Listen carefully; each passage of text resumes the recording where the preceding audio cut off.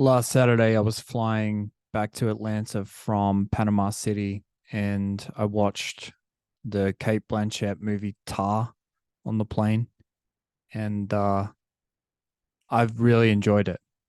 It was a little bit overhyped, and so I was wary going in, but it delivered. And it's a surprising movie. There are things you think it's going one way, you think it's going to be like a horror, psychological, weird thing, and then it veers back towards the Me Too social commentary stuff. So I thought it was an excellent flick. And I guess at the core of it, it's about like an uber successful person. It explores the concept of success and what comes with that. And it's one of our modern myths now that like success is to be pursued, kind of like even before above money and power, that if you're successful, if you're kind of like a master of your craft and you have respect from people, that is something to be admired. It kind of crosses socio-economic, cultural boundaries. If you're someone who's extremely successful in entertainment or sport or whatever, is extremely revered. And you know, it makes me wonder like what is the underlying pull of success of or the desire to be successful.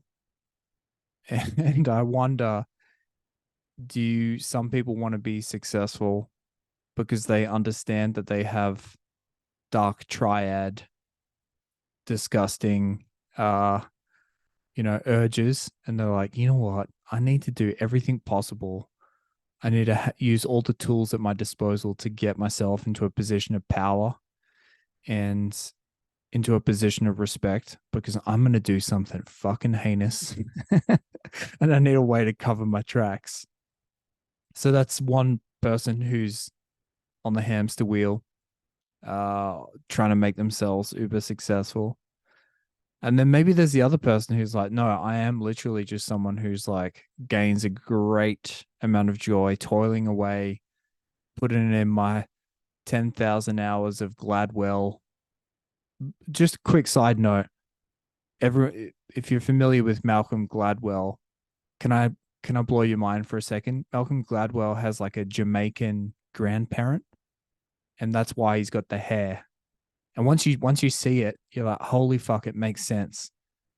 Because prior to that, you're just like nerdy, maybe Jewish guy who writes books that are probably filled with bullshit, but seem to make obvious sense.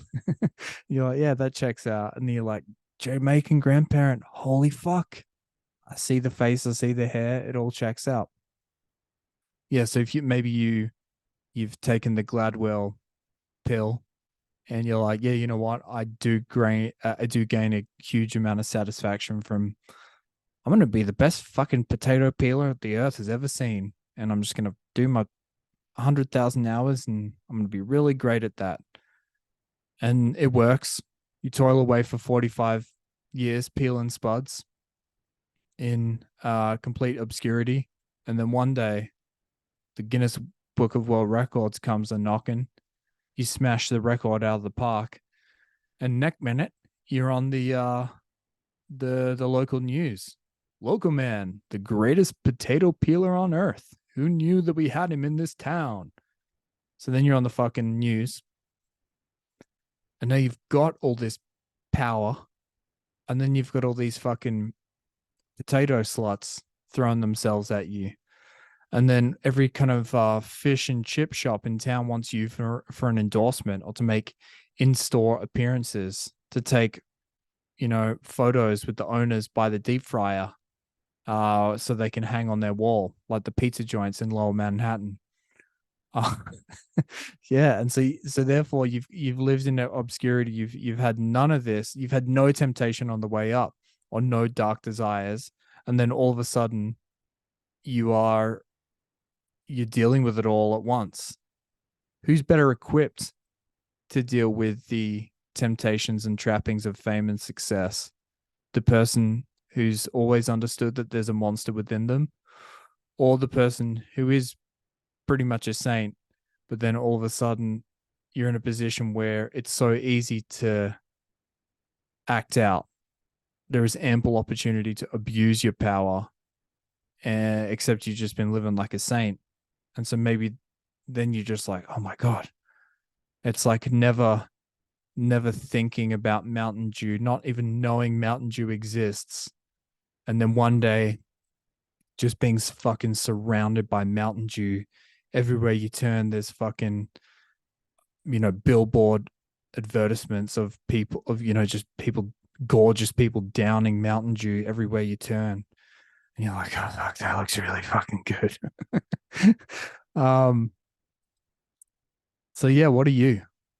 Do you want to be successful? I reckon there's some people listening to this being like, oh my God, I figured this out ages ago. That's why I've always been like a 70% performer at work. I get my promotion, but 3 years after the guy in the next cubicle, because I'm playing the long game and I see that all the bullshit that comes with the bullshit and the temptation and the massive amounts of stress for the human drama of being the guy or the gal or the them who's really good at what they do. But yeah, some thoughts on success.